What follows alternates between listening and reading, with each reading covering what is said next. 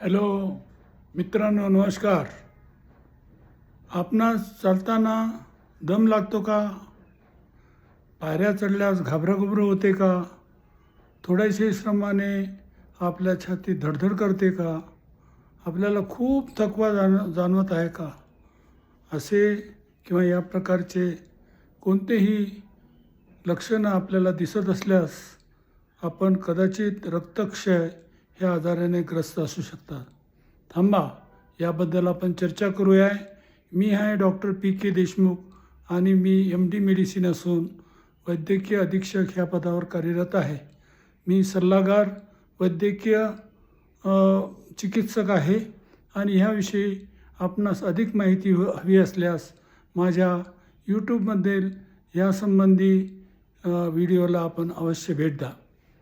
अशा प्रकारचे विकार शक्यतो हिमोग्लोबिनची कमतरता ह्या व्याधीने होतात. हिमोग्लोबिन शरीरामध्ये ऑक्सिजन, वातावरणातले ऑक्सिजन शोषून घेण्याचं कार्य करते आणि ऑक्सिजनची आवश्यकता का आहे असा आपणास प्रश्न पडला असेल. आपण जेवणामधून जी शर्करा, प्रथिने आणि चरबीयुक्त पदार्थ प्राप्त केलेले आहेत त्याचे ज्वलन ऑक्सिजनने होते आणि ऑक्सिजन आपल्याला हवेतून फुफ्फुसाद्वारे प्राप्त होतो.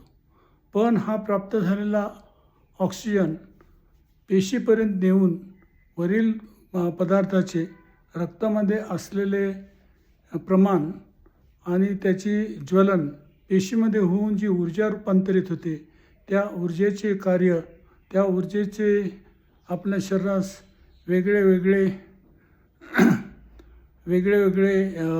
कार्य करण्यासाठी त्याचा उपयोग होतो. चालण्यासाठी किंवा शरीराच्या वेगळ्या श्रमासाठी आपल्याला ऊर्जेची आवश्यकता असते. पण ज्या वेळेला हिमोग्लोबिनचे प्रमाणच कमी होते त्यावेळेला शरीरामध्ये प्राणवायूची कमतरता भासते. काही वेळेला हिमोग्लोबिन प्राणवायू वाहून नेण्यास असमर्थ असतो, तर काही वेळेला हवेमध्येच देखील प्राणवायू कमी असतो. अशा एक ना अनेक समस्या असतात आणि ह्या समस्या जर सोडवायच्या असतील आणि त्या सोडवण्यासारख्या असतातच, त्या सोडवायच्या असतील, आहारात आपण काय बदल करावा, हिमोग्लोबिनचे प्रमाण कसे वाढवावे, या सर्व गोष्टीची आपण सखोल माहिती हवी असल्यास यूट्यूबमध्ये माझा ह्या विषयाशी संबंधित व्हिडिओ टाकलेला आहे. त्याची लिंक मी डिस्क्रिप्शनमध्ये दिलेली आहे. ती लिंक आपण पाहावी आणि ह्या समस्येतून स्वतःला मुक्त करून घ्यावे. धन्यवाद.